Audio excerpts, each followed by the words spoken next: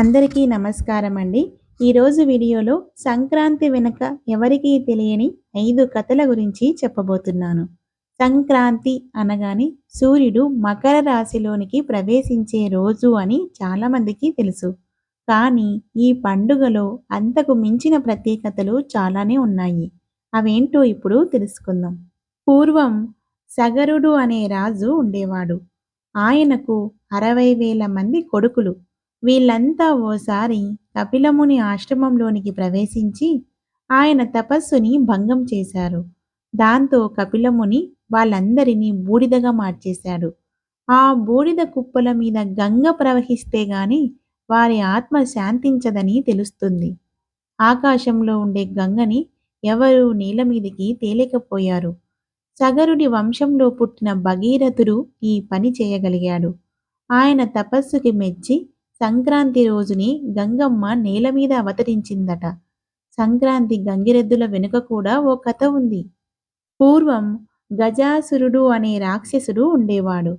శివుడు తన కడుపులో ఉండేలా ఆ గజాసురుడు వరాన్ని కోరుకున్నాడు. శివుని బయటకు రప్పించేందుకు విష్ణుమూర్తి ఓ ఉపాయం ఆలోచించాడు. దేవతలంతా తలా ఓ వాయిద్యాన్ని పట్టుకుని నందికితో కలిసి గజాసురుడి దగ్గరకు బయలుదేరారు. వీళ్ళ ప్రదర్శనకు మెచ్చుకున్న గజాసురుడు ఏదన్నా వరాన్ని కోరుకోమని అడిగాడు. ఇంకేముంది, తన పొట్టలో ఉన్న శివుడిని బయటకు పంపమని వరాన్ని అడిగేశారు. అలా ఆనాడు శివుని పొందేందుకు చేసిన హడావుడే ఇప్పటి గంగిరెద్దుల సంప్రదాయానికి నాంది అని చెబుతారు. కనుమ రోజు పశువులని పూజించడం వెనుక కూడా ఓ కథ వినిపిస్తుంది. ఒకసారి శివుడు నందిని పిలిచి, భూలోకంలో అందరూ రోజు ఒంటికి నూనె పట్టించి స్నానం చేయాలి, నెలకి ఓసారే ఆహారం తీసుకోవాలి అని చెప్పి రమ్మన్నాడు. కానీ నంది అయోమయంలో రోజూ ఆహారం తీసుకోవాలి, నెలకి ఓసారి నూనె పట్టించి స్నానం చేయాలి అని చెప్పిందట.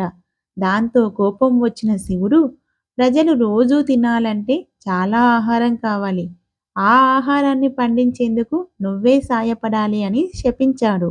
అప్పటి నుంచి ఎద్దులు వ్యవసాయంలో సాయపడుతున్నాయట. కనుమ రోజు పశువులని సాక్షాత్తు నందీశ్వరులుగా భావించి పూజిస్తుంటారు. సంక్రాంతికి గాలిపటాలు ఎగిరేస్తాం కదా, దీనికి కూడా ఓ కథ చెబుతారు.